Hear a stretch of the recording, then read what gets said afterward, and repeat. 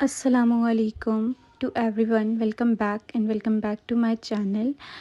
आज मैं जो है प्रैक्टिस कर रही हूँ एचए के स्टेट एंट्री टेस्ट का जो 2019 में हुआ था टेस्ट, पास्ट पेपर की एमसीक्यूज़ की प्रैक्टिस कर रही हूँ as a practice, not as a FLP.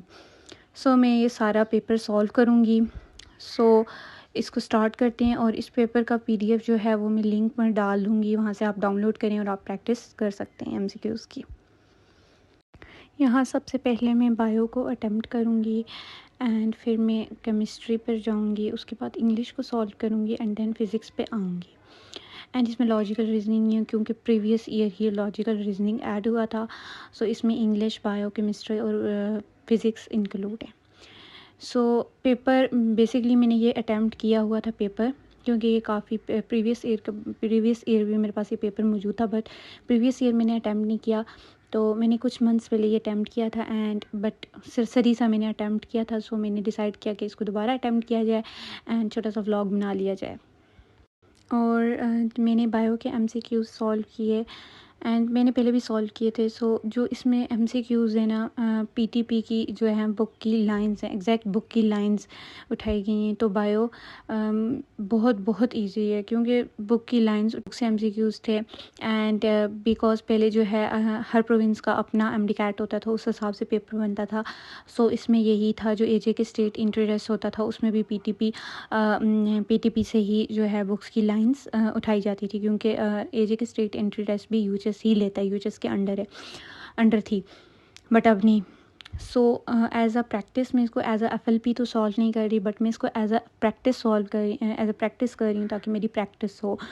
Because previous 2 year से सारा सिस्टम चेंज हो गया है, एमडीकैट नेशनल हो गया है। नेशनल लेवल पर पीएमसी किस तरह से एमसीक्यूज़ डाल रही है उस तरह से आपको प्रिपरेशन करनी चाहिए, बट आप एज अ प्रैक्टिस एमसीक्यूज़ को सॉल्व कर सकते हैं। आप यूएचएस के लास्ट 10 ईयर्स के पेपर सॉल्व कर सकते हैं।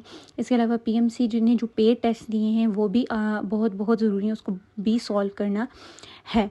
और इसके अलावा जो वाइस कोर्ट की वेबसाइट है उस पर मुख्तलिफ टेस्ट जब हुए थे तो उस मुख्तलिफ एमसीक्यूज़ बच्चे ग्रुप में शेयर करते थे, तो उन्होंने पीडीएफ बना के अपलोड किए हैं। तो आप वाइस कोर्ट की वेबसाइट पर ज़रूर विज़िट कीजिएगा और वो एमसीक्यू ज़रूर सॉल्व किया करें। एंड देन आपने रिवीजन बहुत बहुत इफ़ेक्टिवली करनी है। एंड बाकी आप लास्ट ईयर के ज़रूर पास्ट पेपर्स, मुझे तो लगता है कि सबसे पहले आपको पास्ट पेपर्स को प्रायोरिटी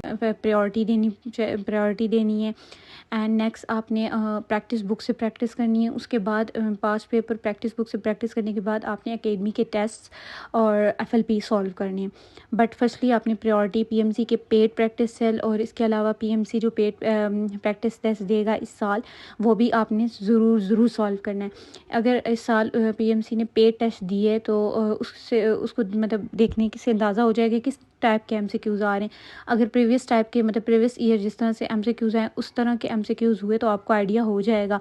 एंड इस तरह से आप जो पीएमसी के पेड टेस्ट प्रीवियस ईयर के वो भी सॉल्व करें तो इससे आइडिया हो जाएगा कि मे बी प्रीवियस ईयर के जो क्वेश्चन थे वो भी रिपीट हो जाएँ। इसके अलावा वाइस कोर्ट की वेबसाइट को ज़रूर विज़िट करें और उधर जो टेस्ट अवेलेबल हैं मुख्तलिफ डेट्स में हुए थे, कुछ टेस्ट अवेलेबल हैं पीडीएफ फॉर्म में, उन्होंने गिवन दिए, मुख्तलिफ बच्चे ग्रुप्स में शेयर करते थे। हो सकता है कि उधर से भी रिपीट हो जाएँ। तो सबसे पहले आपने पीएमसी पेड टेस्ट जो इस साल आए और प्रीवियस ईयर वो करने और पीएमसी के पास्ट पेपर्स, इसके अलावा फिर यूएचएस के लास्ट 10 ईयर्स के पास्ट पेपर आपने सॉल्व करने। इस तरह से प्रैक्टिस हो जाएगी एंड देन फिर आपने अकेडमीज़ के टेस्ट और प्रैक्टिस करनी है बुक से और एफएलपीज़ को सॉल्व करना है। और किसी का कमेंट था कि मल्टीपल जो है वो बुक्स की प्रैक्टिस नहीं करनी चाहिए बिकॉज़ उनका अपना एक्सपीरियंस था। Comment you can see on the screen, आप स्क्रीन पर कमेंट देख सकते हैं। हर किसी का अपना एक होता है ना, अपना टाइम टेबल होता है, अपनी रूटीन होती है। कुछ बच्चे बहुत ज़्यादा बुक से प्रैक्टिस करते हैं एंड इसका इट डज़ंट मीन कि आपने ज़्यादा बुक से प्रैक्टिस की है तो ये आपके लिए जो है वो नुकसानदेह हो सकता है, ये गलत चीज़ है। बिकॉज जितनी प्रैक्टिस करेंगे because practice makes a man perfect. Practice बहुत ज़रूरी है। एमडीकैट में प्रैक्टिस, एक तो आपके कंसेप्ट्स भी हैं, कंसेप्ट्स सबसे पहले नंबर पे। दूसरी जो मेन पॉइंट है आपकी सक्सेस का एमडीकैट में, वो आपकी प्रैक्टिस है। तो बात ये है कि होता है कभी कभार हम जो हैं अपनी तरफ से 100% देते हैं, हर जगह से एमसीक्यूज़ करते हैं, बट हमें हमारी सिलेक्शन नहीं होती। तो इट डज़ंट मीन कि ऐसा हुआ है कि हमने प्रैक्टिस की है ज़्यादा एमसीक्यूज़ की, इसका मतलब ये नहीं होता। बल्कि जो है किस्मत भी आपकी मैटर करती है। अगर डॉक्टर बनना आपकी किस्मत में अल्लाह ने लिखा है तो आप ज़रूर बनेंगे, आपको कोई बनने से रोक नहीं सकता।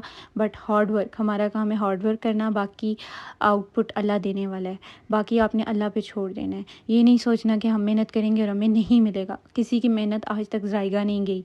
सो मेहनत करें, यही टाइम है आपके लिए। एंड एक कमेंट यह आया हुआ था कि आप शो ऑफ़ करने के लिए मतलब तैयारी कर सकती हैं, शो ऑफ़ किए बगैर भी तैयारी हो सकती है। सो हर मतलब इंसान का अपना टाइम टेबल होता है कि उसको किस तरह से, मतलब अगर वो कर रहा है, व्लॉगिंग कर रहा है, वो दिखा रहा है लोगों को स्टडी, तो इट मीन्स कि दूसरों के लिए मोटिवेशन मिलती है। इवन कि मैं भी अगर किसी के स्टडी व्लॉग्स देखती हूँ तो मुझे मोटिवेशन मिलती है, एंड दैट्स वाई मैं इसी वजह से अपलोड करती हूँ। सो इसमें ऐसी कोई बात नहीं है कि तैयारी जो है मैं शो ऑफ़ करवाने के लिए जो है करती हूँ। सो इस तरह के कमेंट ना किया करें प्लीज़। एंड मेरी एक वीडियो पे ये कमेंट आया था कि आप हमें तो हाइलाइटर पकड़ने नहीं आता, शुक्र है आपने हमें हाइलाइटर पकड़ना सिखा दिया। एंड ऐसी मतलब मुझे पढ़ के थोड़ा अजीब सा लगा कि मतलब कैसा कमेंट है।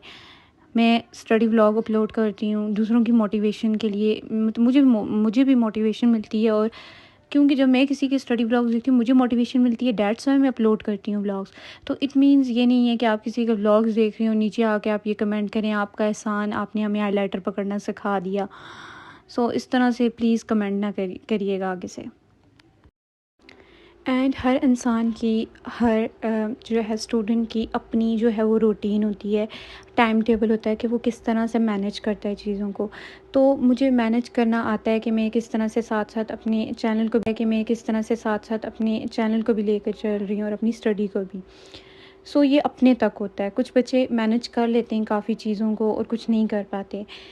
तो जो है ना एमडी कैट टॉपर्स जो है ना वो स्मार्ट वर्क करके टॉप करते हैं, नॉट हार्ड वर्क भी करते हैं, लेकिन आपको स्मार्ट वर्क करना पड़ता है। जब आप स्मार्ट वर्क करते हैं तो होता है। कुछ बच्चे बहुत हार्ड वर्क करने के बाद भी जो है वो एमडी कैट में अच्छा सिक्योर नहीं कर पाते, उनकी सिलेक्शन नहीं होती। तो यही वजह है एमडी कैट में आपको स्मार्ट वर्क करना है, जो बहुत इम्पॉर्टेंट है आपकी सक्सेस के लिए।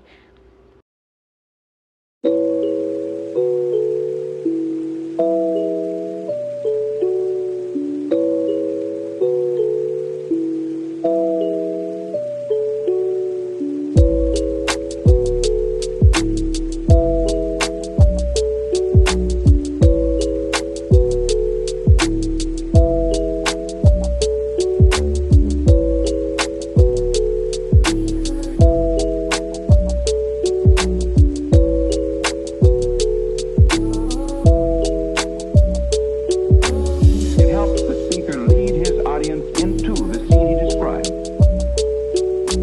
by creating an imaginary